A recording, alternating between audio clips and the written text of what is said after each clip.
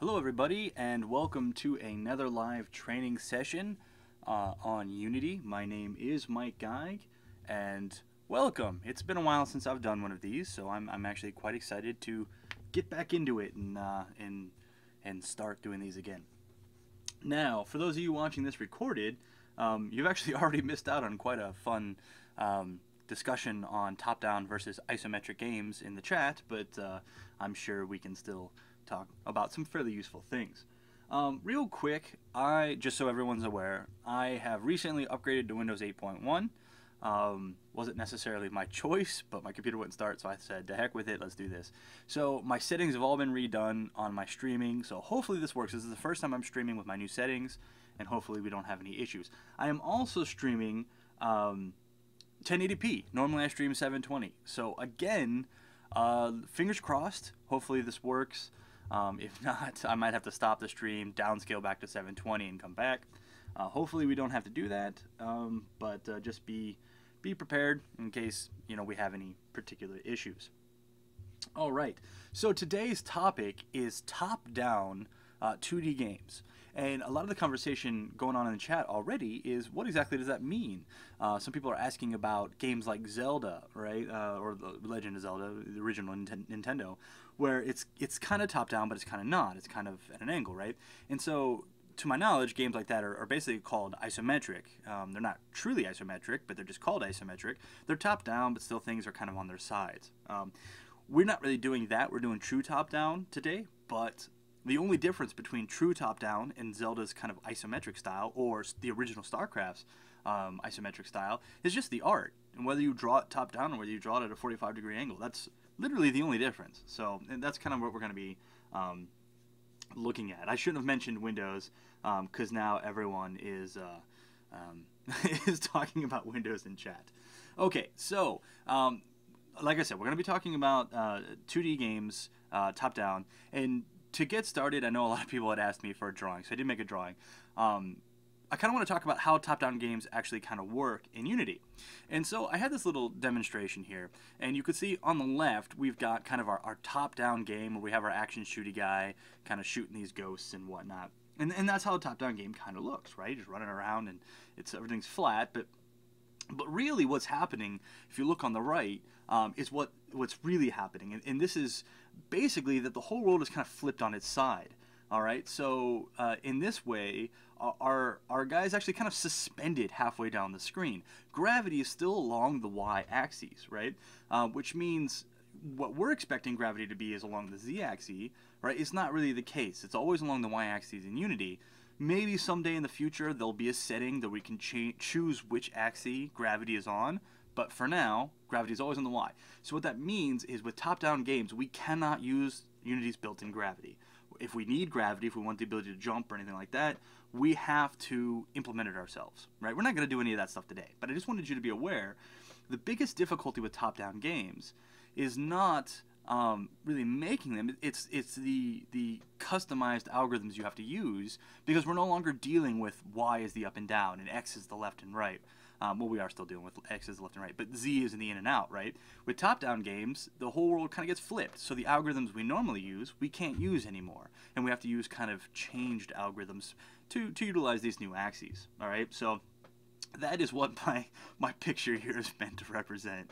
And I kind of got carried away with all the stuff. So it's actually a rather busy picture. But so, okay. Real quick, before we get started, the reason I'm doing this is because during Global Game Jam back in January, I made a game called Masks, and I had a lot of fun with it, and I thought, hey, this would make a fun live session. So I kind of want to show you what I mean when I talk about top-down games, all right? And so we have this game map. Pardon the little intro. I always do this little intro to the games I make. But this is a game that's for the Global Game Jam 2014. You can actually go and download this. The source and everything is from the Global Game Jam site. And basically, it's this kind of top-down 2D Hotline Miami style, where the player just sort of follows the mouse, all right? And in this particular game, I'm a big fan of bloodshed and violence in games, a big proponent of violence in games, so that's kind of what I have here, is a lot of violence in games, and we just, move on to the next levels and so on and so forth, but it's this whole top-down style, right? That's the kind of top-down style I want to talk about today.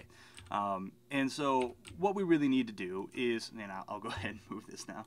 What we really need to do is we really need to do something along those lines, the top down. And what I discovered when I did this for Global Game Jam is that the algorithms were all different. And I thought, hey, maybe some other people would like to know these since I spent the time to figure them out myself. Now, I will be using some assets today, and you can all get the assets for following along later from this website, and I'll bring this back over here. So japan.unity3d.com/developer/document/tutorial/2d-shooting-game. Okay, you can click English. This is the Japanese site. Click English and go to the very end. You can download the assets. They're all in there. So these are the assets that I'll be using for today, and you can follow along. And so I'll be using the ship's assets, but I did make my own like laser sword, and I just made that in Photoshop with a gradient. So you can just feel free to make any sprite you really want for the laser sword. Doesn't really matter. Okay. So that's where you can get those, and you can find out that. And it actually occurs to me right now that I have forgotten to put my laser sword inside my folder with everything else. So let me just handle that real quick here. Sorry about the delay. This will just take a moment as I locate my laser sword, and I put it inside Unity, and there we go. No, there we go. Now I got my laser sword. Cool. Okay, so we have kind of a blank slate here. I've got my screen, and I've got my hierarchy and my inspector, and this is just sort of a layout I just sort of threw together. So you're used to me normally working in the default layout. I've sort of changed some things around, so this is kind of how I'm working with it now. So what I want to do first is I am going to go ahead and put in our player. Okay, we're just going to start with the player. I always like to start with the player. I feel that's a really good place to start. So if you've downloaded, or as you're watching this recorded, obviously you guys don't have this now, but I have this spaceship PNG sprite. And I'm kind of going to go through the workflow again of 2D. I know I've covered this before, but it's always good to just reiterate. So I have this selected, and in Inspector I can see the sprite type. So I'm going to go here to multiple to tell it that there's multiple sprites in here. I also want to specify the pixels to units. On this particular one is 50, just so they're a little bit bigger. And I'm going to go into my sprite editor, and I'm going to go ahead and hopefully OBS captures this. It looks like it is. Okay. And I'm just going to change my slicing type to grid, and I'm going to change my grid sizes to 48 by 48. And then hit apply. That'll give me my spaceships. Okay. And I can just expand this now, and I'm just going to grab my first spaceship and drag and drop, and there we go. We have a spaceship. Okay, so kind of for this game, just so you know, the previous game, that mask game, you saw you're kind of this dude with a sword walking around hacking people up, and you know that's all well and good. But I had to decided to be a little less violent, so now we're a spaceship with laser swords.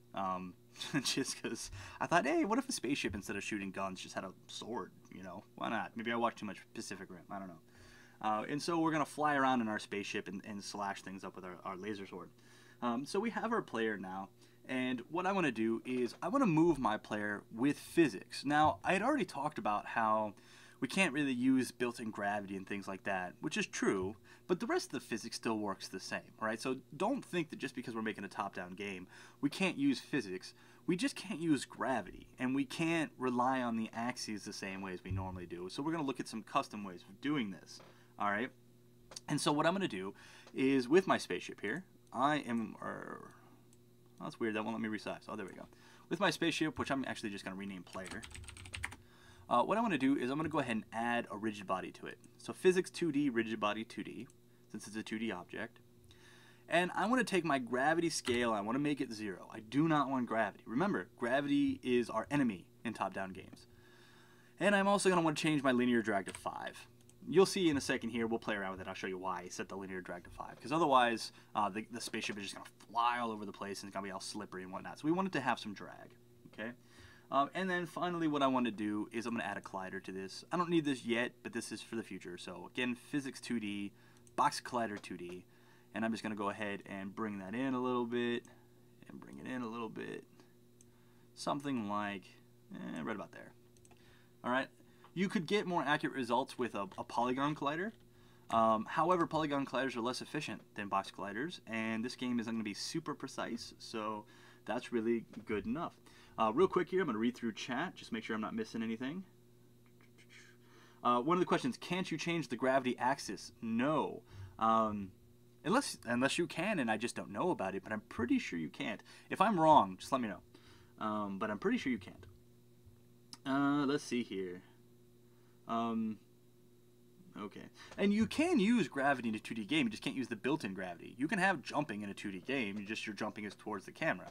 Anyway, I mean, that's just, I'm just being technical, nitpicky, whatnot. Okay, and so, great. So we have our guy here, he's got a rigid body 2D on him, I added a linear drag, and I put a collider on him. And so now I need a script to just sort of handle his mobility. So I'm going to create a folder, I'll call it scripts. And I will add a script to it, which we'll just call player mobility. And I will just click and drag onto the player. And so this is our first bit of math with our top-down 2D games, okay, is this script here. And you're going to see that we're going to kind of do things a little bit differently. And let me zoom in here. I always forget to zoom in. This time I remembered, so I feel pretty good about that. So here's my little disclaimer. I am not a math guy. I do not math well. I like math. I'm not particularly good at it, okay, as far as, you know, higher orders of math. So there may be a better way to do what I'm about to do. If that's the case, please let me know. Just email me, put it in comments, whatever, all right? I am simply doing the math that I made work. There might even be Unity built-in functions that do this. I'm not, this is my disclaimer, I'm not claiming to be some expert on math or to be knowledgeable in all things Unity math. So if there's a better way, please let us know. But this works for me, so that's good enough. So what I'm going to do is I'm going to have a public float speed, because we got to have speed, right? And then I'm going to do all my updates inside fixed update because I'm using physics, right? I'm going to push my ship with forces. And so I'm going to do void fixed update. That's not right. There we go. I always apologize for my mechanical keyboard, so I apologize for my mechanical keyboard. And so now what we want to do is we want to find the mouse position. Now, if we're doing like a Zelda game where you can move up, down, left, or right, this becomes super easy. Just rotate the ship, right? And like by 90 degrees along the Z-axis and then move it, right? Life gets real simple. However, I really liked Hotline Miami. I thought that game was amazing, and so that's the kind of control I want to emulate. Hotline Miami, you follow the mouse, and so that's what we're going to do. So what we need to do is we need to take the mouse's position, we need to find it in world space, and then we need to rotate to it, and then we kind of need to limit our rotation so that we're only rotating along the Z-axis. And I'll show you what happens if we don't do that correctly. And so what I want to do is I'm just going to create var mouse position as a variable here equals camera.main.screen2world point. Screen2world point. And then what do I want to turn into a world point? It's going to be inputs.mouse position. So that's just saying, hey, where's my mouse? Tell me where that is in screen or in world space, and that's what I get. Okay. Now I need to figure out my quaternion rotation here. Sorry, I'm just reading chat here. Some people are talking about math. Hello. Gravity questions. Okay. var basically is me being lazy. I could just write float, but var just makes this whatever it needs to be. So that's why I write var. It's kind of something that was stolen from JavaScript. So yeah, works for me. I'm actually, sorry, Zeth Jack, I'm not using JavaScript, I'm using C#. var is something that's in C# now that was stolen from JavaScript, so, yeah. But that's what var means. var means I don't want to specify what this is, I just want to basically allow it to figure out what type it is, yeah. Which does come from JavaScript. var isn't, well, it might come from somewhere besides JavaScript, but JavaScript is the most widely used use of var. Okay, so anyway, I'm getting off topic now. So let's talk. We're going to create a quaternion, which we will call rot for rotation. And that will equal quaternion, quaternion.lookRotation. So lookRotation is basically going to be like, hey, look at this, right? And this is going to be the quaternion to do that. And what do we want to look at? We want to look at our ship's transform.position minus, all right, minus the mouse position. Okay, just like that. So we're going to say, hey, look at transform.position minus mouse position. Okay, and then what do I want to be my forward axis? It's going to be vector3 dot forward. Okay, and I had to put this on 2 lines because, well, you know what? I can do, get out of here. There we go. Now I don't necessarily have to put it on 2 lines. I'm zoomed in so much that, oops, that it's hard to fit it all on a single line. I don't know why that disappears. Oh, come back. Okay. Anyway, so it's just on 2 lines. Not a big deal. All right. For whatever reason, MonoDevelop is not letting me put this back on the other line. I don't particularly care. Whatever. So this gives us our quaternion rotation that's going to enable us to look at what we want to look at. And then finally, I'm going to say transform.rotation equals rot. So this sets the rotation of our ship to be the rotation required to look at our mouse. Okay? So I'm going to go ahead and leave this the way it is right now. But I'm going to warn you that this is not completely correct. Okay? I want to show you the results of this. So I'm going to come back into Unity here, and I'm just going to go ahead and hit play. And what do we get? You would think, hey, this works fine, right? The ship is looking at the mouse. But I want you to pay attention to what happens as I move. See how the ship skews up and down? All right, that's due to it rotating on a bunch of axes. It's not just rotating on Z, it's also rotating on Y. Okay, and so that's no good. So what we need to do is we need to limit that. So that's why we have our next line here. And our next line is basically going to be in the process of saying, hey, I only want the Z rotation. I don't want the X or the Y rotation. So I'm going to say transform.Euler-Angles. Transform.Euler-Angles equals new vector3 and 0, 0. That means no rotation on X, no rotation on Y. We only want the rotation on Z, and we'll pass back into that, oops, lowercase t transform.Euler-Angles.Z. That just strips away the X and Y rotation.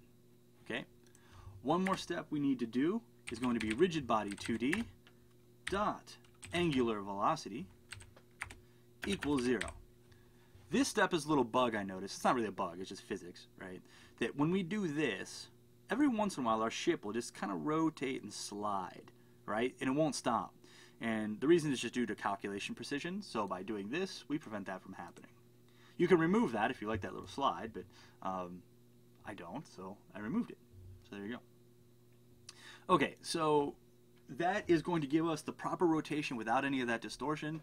And so the next thing I want to do is I want to say, hey, if the player is pushing the vertical axes, so the up-down arrow or the WS keys, I want to move. And this is why the rotation is important, because now all I need to do is move it forward, whichever way forward is. Now again, normally, when we move something forward, okay, we're moving it along the z-axis, right? In 3D games, forward is the z-axis. However, right, we're making a top-down game. So forward is actually either the x-axis or, in this case, is the y-axis. Again, that's kind of where the difficulty comes from, is we need to manage which axis we're doing this stuff on. So you can't just move it forward, quote-unquote. You have to move it along the y-axis. And so what I'm going to say is I'm going to say float input. I could also do var input, just for those of you not quite sure what var does. I could do var input or float input. That will equal input.getAxis. And I'm checking the vertical axis. And then I'm going to do rigid body 2D dot add force. And what am I adding? I'm adding game object dot transform dot up, because I want to move along the y-axis, times speed times input, which will basically mean if I'm hitting an input button, it will equal 1 or -1, in which it'll move. If I'm not, it'll be 0, and this whole thing won't move. All right, cool. So here's our script that's going to give us both our looking at the mouse, and this part is our movement. I'm going to come back here into Unity, come to the player. I'm going to set my speed to 40. And I'll run this. And now I can fly around. Always chasing the mouse. Now, let's talk about these values. if I were to say, set my speed to say 20 and reduce my linear drag to 2.5, so half in both regards, I'm going to still move the same speed. The difference is I'm going to slide a lot more. Alright? Because my drag is less. And it'll take me longer to stop. See, once I let go of the key, it glides a good distance. Alright? Inversely, I could set this to 7.5, and I could set my speed to 60. And it'll stop much shorter. So that's kind of how you can control using the physics, the 2D physics, exactly how much inertia you want. By increasing my speed and increasing my drag, I have effectively less inertia, and I'll be more grippy on the ground. I found that 5 with a speed of 40 suited my taste, but you can kind of change it however you want. So one of the questions is, what is fixed update? Fixed update is basically where we do most of our physics, right? Because unlike regular update, which can happen whenever and however fast our computer can go, fixed update happens at a set time interval always. So notice I don't have to multiply things by time.delta time because I'm in fixed update, and fixed update always moves at the same rate. I don't need to do that time.delta time. Can the rotation be restrained to the z-axis in some other way? Or is that the only way? Like I said before, this is just the way I did it. If you can come up with another way, great. I did it this way. So, absolutely. If you find another way, please let me know. And then other people talking about fixed update. Let's see. Oh, same questions. Can I explain vectors a bit? No, not in this video. We have a vectors video on the Unity site. Please feel free to check that out. But it's really not kind of what we do here. To set the FPS for fixed update, we can just go into physics, or we can call time.fixed time step. But if you come into project settings physics 2D, you can change all that, or just set it through code. Okay, so that is our player flying around. I want to keep moving because I've got a bunch of other stuff I want to show you. So that's our player flying around there, and we get a pretty neat effect there. So let's go ahead and animate this. Now, you saw in my previous live lesson when I did the 2D character controller how we can make the animation by going into the animation window and stuff like that, right? I want to show you another way. So what I'm going to do is I'm going to come into sprites here, and I'm just going to grab all 4 of these spaceship sprites. Just highlight all 4 of them, and I'm just going to click and drag all 4 of them onto the player and let go. And this window is going to pop up and say, hey, create a new animation. What do you want to call it? Let's go player animation. Whatever, just some arbitrary name. And I'll hit save. So what happens is it creates an animation for me. It creates an animator for me. It links the animation to the animator, alright? And sets basically everything up for me. I'm going to uncheck apply root motion, by the way. We don't want that. Not in 2D games. Not yet, anyway. In Unity 5, we can have root motion in 2D, which is pretty cool. But anyway, so all that stuff is done for me just by clicking and dragging. Let's hit play. And now my ship is animated. Pretty neat, right? I didn't have to set up animations. I just grabbed a series of sprites, clicked and dragged, saved it as an animation, done. So that's pretty cool. I certainly like that. That thing makes creating this stuff pretty quick. Okay, sorry, we got a lot of chat today, so let me just read through this real quick. Let's see. Quick question, what does sprite refer to? Sprite is effectively a 2D graphic. Realistically, a sprite is something that's meant to move, as in the old definition, but basically a sprite is an image that's put on a quad. It's flat, and so we call them sprites. Okay, they're not really models per se. I mean, they are on a quad, but that's just really what they are. They're sprites. Okay. Let's see. Okay. Welcome back says, wouldn't you just rotate the camera by 90 degrees and move it on top to keep gravity working? Yeah, well, not really. You won't be able to use the 2D scene view. 2D scene view snaps it along the z-axis, so we wouldn't be able to work with that, and so things would get much more difficult.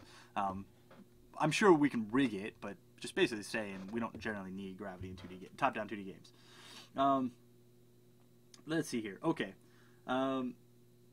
Another question, why do you use sprite sheets? Sprite sheets are great because they reduce the number of draw calls because they're all technically one texture, and so to draw all of them is only a single draw call. So sprite sheets are great for efficiency, so I highly recommend you use them every chance you get. Now, let's go ahead and create our bad guys. Okay, so we just, and actually, let me create a folder here called prefabs. I always like to save this stuff, these prefabs, drop it in there, because then we can just build levels real quick and easy by just clicking and dragging stuff. I love using prefabs. They make level development after your initial tests super, super simple. Like in that mask game I just showed you, I can create a new level in like 20 seconds. I just create a scene and just click and drag all these prefabs, and the behaviors all just automatically work. It's quite fantastic. Okay, so now let's go ahead and create our enemies. Oh, someone else had a question. Is fixed update more reliable to use than multiplying by time.delta time? No, they're completely different. Update with time.delta time is great for everything. Fixed update is great for when we're doing physics. So if you're not doing physics, use update. If you are doing physics, use fixed update. There you go. That's just your rule of thumb. That's just kind of how we do it. Mike, your tutorials are awesome. Thank you. Okay, so now we have the player saved as a prefab. Let's go ahead and create our enemy.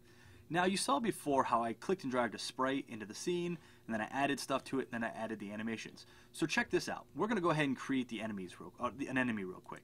I'm going to come back into sprites, and this time I'm going to click and drag 4 of these images. So 1, 2, 3, 4, I've highlighted them. I'm just going to click and drag them into the scene. It's going to say, hey, create new animation, which I will say enemy animation, and save. And look what I've got. Now I have an enemy with an animation, right? So I didn't even have to drag the initial one in there. I can just click and drag them all, drop them, and I have an animated sprite just sort of idling away, doing its own thing. So that's pretty cool, right? It's now named Spaceship 4, which I'm going to rename to Enemy. Cool. So it's really that easy, right? I'm just going to move it, click and drag, right? All right. And so, someone says, it takes too long to use sprite sheets. It's worth it. Make your artists always do sprite sheets. Absolutely worth it. Have to do it. Okay. I noticed a little blip lag on the video here, so hopefully that doesn't happen again. Oh, are we lagging? I don't know if Twitch is lagging or if my video is lagging. So hopefully it is. If you guys can hear me, just shout out that it's still working or whatever. I don't know if it's Twitch or what it is. Okay, so now we have our enemy. All right, so let's go ahead and set the enemy up. So I'm going to uncheck apply root motion because we do not want that. And then I'm going to add component, physics 2D, rigid body 2D, which again, I'm going to set up linear drag to 5, and I'm going to set gravity to 0. And then I'm going to go ahead and add a box collider, so physics 2D, box collider, and I'm going to go ahead and bring in my box collider so that it more adequately matches my spaceship. Cool. We also have an interesting problem. Notice my player ship. My player ship is aligned pointing to the positive Y direction, while my enemy ship is aligned pointing to the negative Y direction. That's going to mess our calculations up a little bit. All right, and we'll see it. What's effectively going to happen is our enemy's back end is going to point at the player, and I'll show you a real simple way to fix that. So, okay, so now we have our enemy here. So let's go ahead and just set up a quick script for the enemy. So create C# script, call it enemy script, and click and drag. Maybe. Click and drag. There we go. And we'll go ahead and open it up. So in this case, we no longer are looking for the mouse. Now we just need to point at the player. Okay? And so what we need to do is we need to have a few things. First thing we're going to need is a public float speed. Okay, obviously. And then we are going to need a public transform player. So the ships know what they're supposed to look at. All right? And then again, since we're doing physics, we're going to use fixed update. Rule of thumb, if I'm using physics, I'm using fixed update. So here's where the math gets fun. And again, I'm just going to reiterate it again. I'm not a math guy. I do not math professionally. So this is the math I got to work. If you come up with a better way, please share it with me. I'm always down for learning. So don't feel like this is absolutely the best way to do it. This is just the way that I was able to do it. And then drab web in chat here totally ruined the surprise. So darn you. Okay, so I'm going to say float z, because I want to figure out my z-axis rotation. I'm not rotating along x, and I'm not rotating along y. Only rotating along z. And what I'm going to do is I'm going to say mathf dot a tan 2, which is my arc tangent 2, okay? And I'm going to say for my arc tangent, I want to find player dot transform dot position dot y, okay, minus transform dot position dot y, okay, comma, and then player dot transform, no, not player prefs, player dot, stop it, player dot transform dot position dot x minus, and then I guess I'll drop down to the next line here because I'm running out of space, transform dot, no, not uppercase transform, come on mono, you can do this, transform dot position dot x, okay, and then and our parentheses, and I'm going to multiply the whole thing by, I don't know why I didn't drop it down there, multiply the whole thing by mathf dot rads 2 degrees, radians 2 degrees, minus 90. Okay, and then I'm going to hit semicolon and it's going to do this whole readjustment. So basically, I'm going to say it again. Float z, the z-axis rotation, is our arc tangent 2 of the player transforms positions y minus the transform position y, comma, player transform position x minus transform position x, times our radians 2 degrees minus 90. I know that's a lot of weird math. Trust me, it works. That's why I said if you can come up with a better way, please feel free. But this seems to do the job just fine, and this is what I've been using for a while, and I've never had any problems with it. So there's got to be a simpler way. I just don't know what it is. So once we have that, okay, what we are going to do is we're going to say transform dot Euler angles equals new vector 3, and I'm going to say 0, 0, and then z. Remember, z right here. We don't obviously want any rotation along x and y. And then finally, I'm going to say rigid body 2D dot add force. Now this one isn't dependent upon the player pressing any keys. The ships are just going to follow you, like little zombie ships. Game object dot transform dot up. Okay, and then I'm going to say times speed. Okay, and so that's just going to move us along our positive y-axis. All right, and so now I'm going to come back here and I'm going to hit play. And the problem we're going to see, oh, besides it lagging, you can do it. Someone says, you're just reading what you wrote and not explaining it. Would you really like me to get into explaining arctangent math? I don't think we have time for that. I hit play, but I forgot. Under the enemy, I need to specify the player. So we'll just drop the player in there. And I need to give it a speed. I'm going to give it a speed of, say, 5. And I'll hit play. And so you can see, this isn't quite what I want, is it? It's following me backwards. All right? So what I really need to do is I need to get it to turn to face me. So as DrabWeb had already specified, what we can do is just scale it to the -1 on the y-axis, which flips it upside down, and then now it's following me great. So there we go. Yeah, before that ship was trying to back that thing up, and so now we need to get it to flip around. In the words of Missy Misdemeanor Elliott, bring that thing down, flip it, and reverse it. Okay, so now, we have our player, our enemy, chasing our player around the screen, facing the wrong way. That's exactly what we want. And like I said, I'm going to apologize. I'm not explaining the math, because I don't know what arctangent 2 does. I know that specifically works, right? We could also flip the imported sprites, absolutely. So Oblivion also had a point. We could just flip the sprite art assets, and that would work just fine. However, the sprite sheet that I got, that's the way they're facing. So without going back to Photoshop and flipping it and cutting the sheet up and all that nonsense, I can just flip it here inside, flip it inside Unity with a -1 on the Y scale. Okay. Oh man, I got to get going. We're running late. We still need to blow things up. All right. So at this point, our enemy ship is following the player around, and that's all well and good. So let's go ahead and come to our prefabs folder. Let's make our enemy a prefab.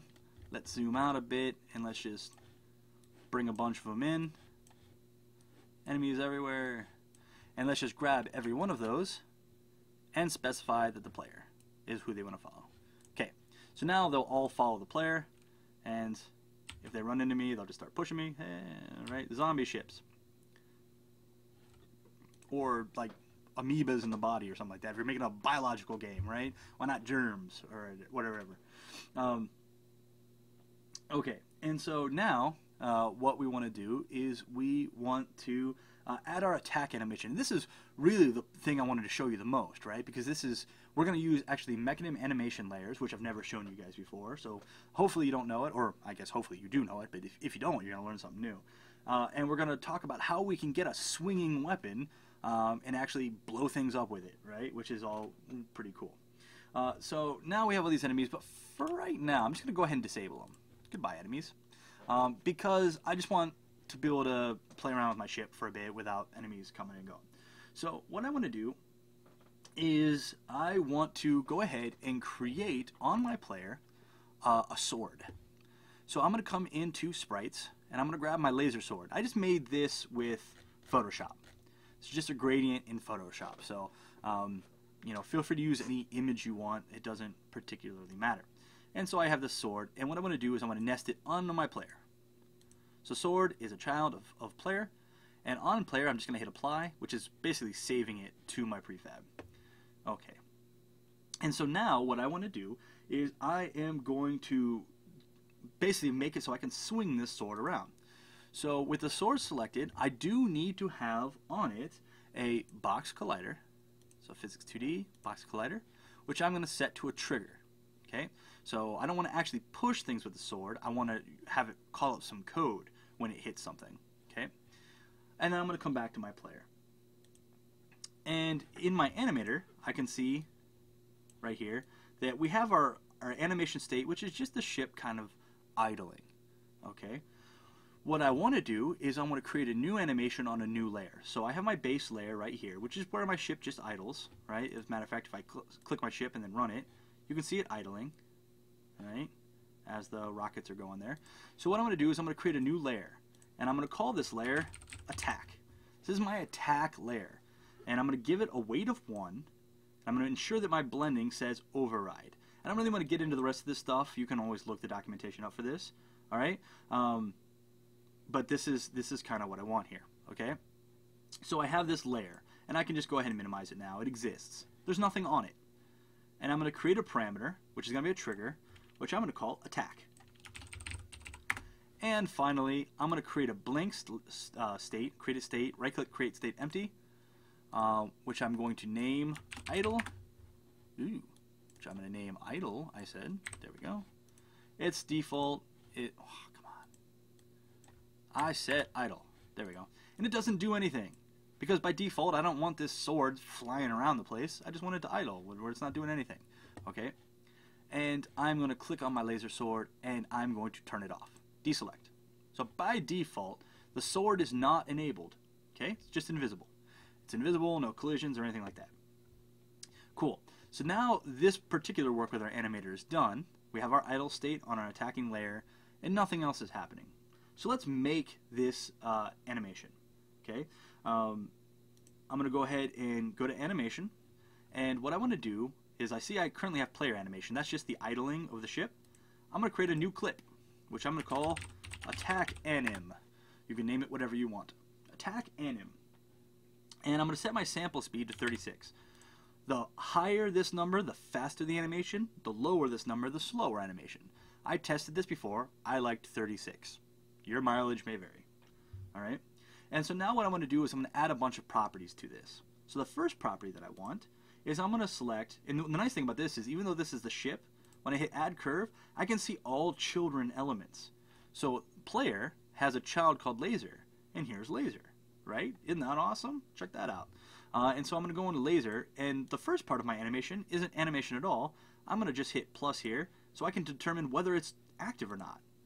So the very first frame of my animation activates my sword. Obviously, I need to make my sword active. And the last frame of my animation deactivates my sword. Cool? So my sword starts off not active. When the animation starts, my sword activates, plays the animation, then deactivates. Cool? That way we're not running around with a dangerous weapon, because that sounds dangerous and we could accidentally poke someone's eye out. So, now, I'm going to come back to my first frame here, and I'm also going to add curve, laser, transform, position, and add curve, laser, transform, rotation. Cool. So I can actually expand this and specify these values, but that's a bit tedious. So instead, right, with a frame selected, you'll see that these numbers turn red. What that means is it's actively recording what I'm doing. So if I change it here, it'll change here. Okay? So for my first position, all right, I'm going to say negative 0.75, 0.8, 0, with a rotation of 45 degrees. That's where my sword starts. Okay? Then I'm going to say, and actually, you know what, let's move this. So, right about there. And then what I'm going to do is I'm going to come and say 1, 2, 3, 1, 2, 3, and let's go right here. Sure. I mean, it's not an exact science. We can go one more if we really want. I just want to make sure I have a middle point. Yeah, I have a middle point. All right, so on this last frame of animation, I'm going to go ahead and just select here, and I'm going to say positive 0.75 with a rotation of negative 45. So you can see kind of what's happening. Now this isn't quite right yet, but we're getting there. And then one frame later, or actually we'll do 2 frames later, is where I'm going to put my deactivation. So the reason I'm putting it 2 frames later is so we can actually see it. So it spends 3 frames in this mode, then it swings, and then spends 3 frames before it deactivates. Okay, and then I'm going to go to my middle point here, and I'll create a keyframe by just double clicking. And in my middle point, I'm just going to say that my position is 0 and 1. Ooh, what happened? I did something wrong. I'm messing with the player and not the sword. And the sword is what I want to be messing with. There we go. 0, 1 with no rotation. Sometimes you spend a little bit of time playing around with this, but you get what you want. 1's not quite enough. Let's go a little bit further. It's just a matter of just playing around. So that now I can grab the scrubber and go, hey, that's a pretty good arc. Right? And I don't, oh, and then I don't want these extra frames here. So, goodbye. Oop. Goodbye to you and goodbye to you. There we go. Now we got a good, sorry, I'm just sort of talking to myself as I do this here, and I'm not actually even reading chat. So what I have here, so this is attached to the ship. The ship just has the laser, since it's a child object, I can manipulate it. Alright? And so now if I play this, that's what my sword swing looks like. Alright? Just like that. Okay. And so the next thing I want to do is I'm going to click my attack animation. I'm going to make sure it does not loop. Alright? I don't want it to loop. And I'll come into the animator, and with my attack layer highlighted, I'm just going to click and drag my attack animation. We are almost there. So now what I want to say is from any state, I want to transition to my attack animation. Right? I just right-clicked any state, hit make transition, and attached it to attack animation. If you're curious about Mechanim stuff, we have tons of Mechanim videos, so I'm not going to spend a ton of time explaining Mechanim. So I'm just going to click this transition and just say, hey, whenever attack becomes true, go from any state to attack animation. Furthermore, I want my transition time to be nothing. So, bloop, no transition time. So it transitions immediately. Then, I want to go from attack animation back to idle. Right? Just right-click, make transition, attach it to idle, when my exit time equals 1. Exit time equals 1 means it played 100% of its animation. Alright? I need to zoom out here, and again, I don't want there to be a transition. So I want it to happen instantaneously. So there we go.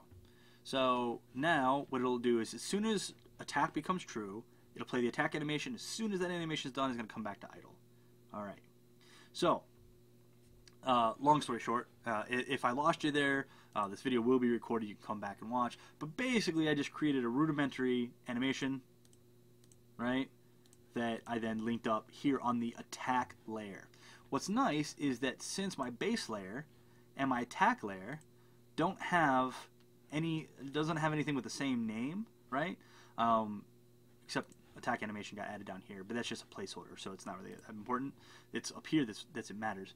I don't have to specify what layer in my Mechanim script. I can just say, hey, set the trigger, and then Mechanim's going to handle it for me, right? So the whole thing actually gets really, really simple. So now all I need to do is I need to set in my player script that, hey, when I click the button, swing the sword, okay? And so I'll come back here to my player script, and I need to first off find my animator. So I'll create a variable called animator anim. I'll use the start method to get that component. Anim equals get component animator. There we go. And then in update, void update, I'm just going to say if the player clicks the mouse, if input dot get mouse button down 0, which is my left mouse button. So if they hit the left mouse button, I'm going to say anim dot set trigger attack. Again, if any of that Mechanim stuff lost you, we've got like 13 videos on Mechanim that explains all this stuff. So don't freak out. We got videos for you. We'll show you how to do it. But basically, I'm just saying, hey, when I click the mouse, set the trigger attack. Once this becomes true, we go from any state to player attack animation back to idle. And that's effectively what's happening. So if I click play and I click my button, I've got a space laser sword. It becomes active and deactive. Alright? Now, I mean, that's all well and good, but it doesn't do anything yet, right? So we need another script. And this one's going to be our sword script. Remember how we added the collider to our sword? And we set it as a trigger? Well, this is the script that determines what exactly that does. So I'll just click and drag onto my laser. By the way, I haven't applied my player in a while, so just make sure I got my prefab updated. Double click this script. Sorry, I'm going fast. I'm trying not to run out of time. And inside here, I'm just going to say on, void on trigger enter 2D, which takes in a collider 2D other. Now what we're going to say is, hey, whatever you collided with, blow that sucker up. Really, we should have some checks in there to make sure we're not blowing up things that we need, but destroy other.gameObject. Boom. That's simple enough. Let's re-enable our enemies, and let's unleash upon them some space naval justice. I guess it's naval. Is it naval in the space? I don't know. They name them after ships. Boom. Boom. I don't know. Is it because they call them like space armadas? I don't know. It's all science fiction. I'm going to call them a navy, whatever, because it's science fiction. It doesn't exist, so that's what I'm going to call it. So we have now a laser sword that blows up bad guys. All right. If we wanted it instantaneous, we could have like a polygon collider, which we enabled, which would make it like instantaneous, like flashing weapons, you know, like if you wanted like samurais where they swing the sword really fast, we could just take a polygon collider and just enable the whole arc at once and everything inside of it dies. But this is just a slower, kind of more methodical way of doing it. Either one really works. Okay, I am going to take this moment to say that you really shouldn't be instantiating and destroying all these objects on the fly like I'm doing. You really want to object pool them for efficiency. I'm just going to throw that disclaimer out there. I have a video on object pooling on the Unity site, so feel free to check that out.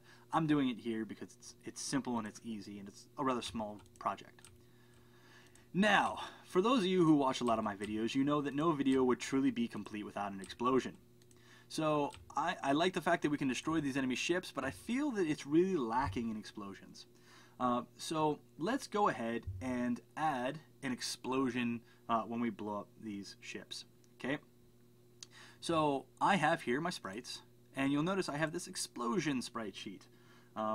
So you can see that I've kind of been planning to blow things up this whole time. And so now what I want to do is I am going to, first off, I need to slice this up. So I'm going to come in here, I'm going to say this is a multi-sprite, and I'm going to go to Sprite Editor, and I will slice it based on grid, and I will say that it is 80 by 80, slice, apply. All right. There we go. Someone said colliders don't collide with other colliders nested on the same parent. Yes, they do. if I wasn't careful and my laser sword actually clipped the collider of my ship, I would kill myself, right? Luckily, I built the laser sword so it arcs over the collider and doesn't actually hit. So one of the things that my sword really should do is say, hey, if I'm hitting the player, don't kill the player, right? I'm not doing any checks, but really you should. But yes, like a lot of things that beginners do is they fire a bullet from inside a gun, and the first thing the bullet does is collide with the inside of the gun and kills the player. So I always wonder, hey, why not? When I fire a bullet, I die, and I don't know why. It's because the bullet's colliding with the player, and it's killing it. And so you always need to do checks to make sure the bullet can't hit the thing that starts it, or start the bullet in front of it. In this case, the sword cannot hit the player because it starts in front of the player and never goes over the collider. So yeah, be sure to just keep that in mind. Okay, and so I have my sprites, my explosions all sliced up. So again, I'm just going to click and copy or grab all of those into my scene. Boom. It's going to ask me what I want to name it. I'm going to name it Explosion Animation, which I get this. Okay, which I'll just name Explosion. And back to my prefabs it goes. Bloop. And now I can just delete it. Goodbye. So now I have this animated explosion, which again I'm going to turn root motion off on. And so now, here we have. So all I really need to do now is say, hey sword, when you kill something, spawn an explosion. Furthermore, I have to say, hey explosion, when you're done exploding, die. And so I'm going to create C# script, which I'm going to name explosion script. And I'll basically put that on my explosion by clicking my explosion prefab, add component, scripts, explosion script. Okay. Now let's open this up and let's hook the two up. So my sword script, I'm going to create a public game object explosion. And when I kill something, I'm going to say instantiate explosion, where I'm going to instantiate it at other.transform.position with a rotation of quaternion.identity. So that will create an explosion every time I slash something. In my explosion script, I basically need to create a function, void die. And what die does is it destroys itself, lowercase g. And in my start method, invoke die after 1 second. This is so that after the explosion is done, right, we don't have all these game objects that were explosions just lying around. Now again, we really should be using object pooling where these just go back into a pool, but I did not use object pooling for this, so instead we're just going to destroy it, and that's all well and good. So I will come back here, and on my laser sword, I need to specify what my explosion is. Boop, just there, and I'll hit play. So now, I am a spaceship samurai. Wait, I forgot something very important. There we go. Now I'm a spaceship samurai. Before it was airplane samurai. Now I'm in deep space, slashing up enemies with my laser sword. Okay, so this is a bit ridiculous, but yeah. So someone here says, Mike, call the die method from the animation instead. You would kind of be right. The problem, Pixel Stealth, is that I have noted a bug in 2D animation specifically, that when the animation calls an event that destroys the object the animation is on, it freezes up Unity. I don't know why. I've submitted the bug report. Hopefully it'll get fixed. And yeah, but basically I couldn't. It wouldn't work. It just either wouldn't call or it'd freeze up Unity. I don't know why. It works fine on 3D, but just with the 2D stuff that I've made, it just doesn't work. So that's why I'm doing this. Can't you use destroy game object, 1F? Yes, you can also do that. The reason I invoke instead of just calling destroy, because you can do destroy 1F like that to specify time. The reason I do this, it's really just a personal preference, but so that I can cancel invoke if I need to. I'm not saying there's ever any reason to cancel the invocation. We do want this to die after a second pretty much every time, but I just invoke so if I wanted to, I could cancel invoke so it wouldn't die. I don't know. That's just, it's habit. It's you know, there's a lot of different ways we can do everything. This is just one of those ways. Mike, great video. Thank you. Question, are these scripts going to be available after the video? No, I don't have any way of getting them to you. Just watch the video and just type as I type. I don't have a method of sharing with you. Sorry. The problem is I could host on my own personal like Dropbox or whatever, but you know, Unity doesn't own that, so that just doesn't really work out. So sorry. I mean, just follow along slowly, type them out. It's good. It's good practice. You should be typing. I should not be giving you everything. You need to exercise your fingers, make them strong so you can crush bricks. Let's see here. Let's see. Great video. Question or the other way. Could you instead spawn the sword in front of the ship when it attacks instead of making the sword an animation? Yeah, I mean, you could. The animation, so you can get this nice swooping arc to it. You could just spawn it. I don't know why you'd choose that method, but it's personal preference, right? Yeah. But anyway, so now we have our Space Samurai sword that flies around and slashes. So this was a top-down 2D kind of tutorial, but really we didn't focus a lot on the top-down stuff. Really just the turning and facing is the most difficult part of that, because we're not using the Z-axis, we're using the Y. And the rest of it was just a little bit about animation and mechanism. One more thing, I am over time, but one more thing I do want to point out real quick. A lot of people are talking about like isometric view and what's on top and things like that. And realistically, like games like Zelda, things don't actually overlap, even though you're kind of seeing the side of Link, right? It's still top down. The art just draws it on the side. But if that becomes a problem, sorting layers is how we solve that. So let's say in this instance, I want my sword to appear on top of everything else, right? Everything in here has a sprite renderer, right? Sprite renderer, and the sorting layer is always default 0, okay? What I could do, just to specify, is I can take my laser and just say, hey, I want it to be 1 on the default layer. And so it will always appear on top of everything else on the default layer. Or I could open up my layers, go to Edit Layers, and under Sorting Layers, I've got Default. I could add a new one.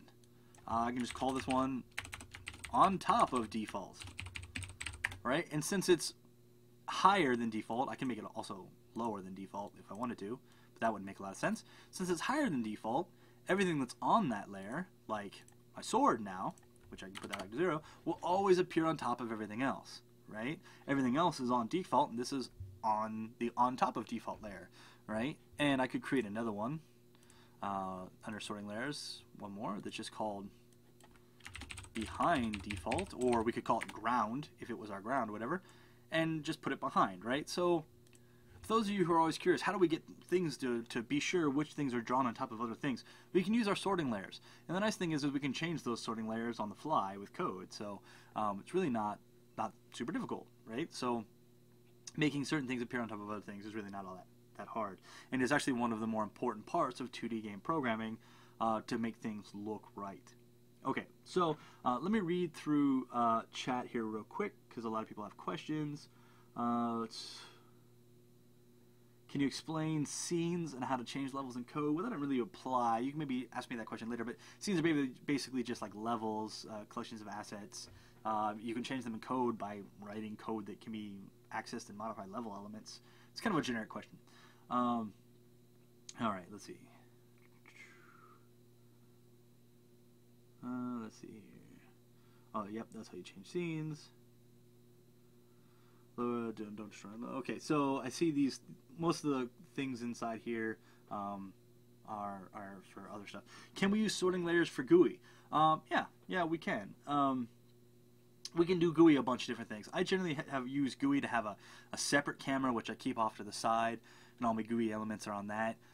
4.6 is coming out soon. I can't give you an exact date, but soon. I just don't know the exact date, or else I would tell you. At this point, I don't really care. But soon, and the GUI implementation of that is fantastic. It's wonderful. Please check out videos on that. I wish I had a date for you, but I don't. So, soon. UGUI will have all that stuff. Yeah. All right.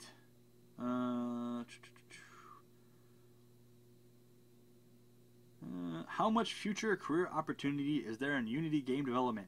A lot. I don't know. A bunch. How would you go about making an attack combo? Is there anything like... Yeah, attack combos are just basically animations chained together and things like that. I mean, where we have... I mean, right now you could see I kind of from any state to attack anim to idle, and we could have attack anim to other attacks based on key inputs and buffering. I mean, it gets a little bit more complicated, but we can do that all through mechanism. Ooh, here's something that I forgot to show you. This is why we did this on 2 layers. If anyone ever wondered why I just didn't put the attack animation on my base layer, because I could have. I could have just, my idle is my ship and then transition to my attack. The reason is because I can have 2 animations playing at the same time, right? 2 layers, watch. Notice how I swing my sword, but my engines keep going. Get out of here. So I swing my sword, but my engines don't stop animating, which means I'm playing 2 animations at the same time. I could have 3 animations at the same time with 3 layers and so on and so forth. That's why I put them on separate layers. I forgot to mention that. So if you're sitting there thinking, why not just put them on the same? You could, but that's the difference. All right? So that our animations don't interrupt each other, because they're completely separate. One is the sword and the other one's the ship. So even though they're static images, it doesn't really matter. So, okay. All right, so at this point, I'm going to go ahead and wrap up the video. I will hang out and chat for a little while longer to answer any questions you guys have. So if you have questions that I did not answer, I apologize. I wasn't exactly watching chat very carefully this time. You know, I will stick around and answer those. Thank you all for watching. Sorry it's been like a month and a half since I've done one of these. I'd like to get back on a regular schedule, but it is hard with me traveling so much.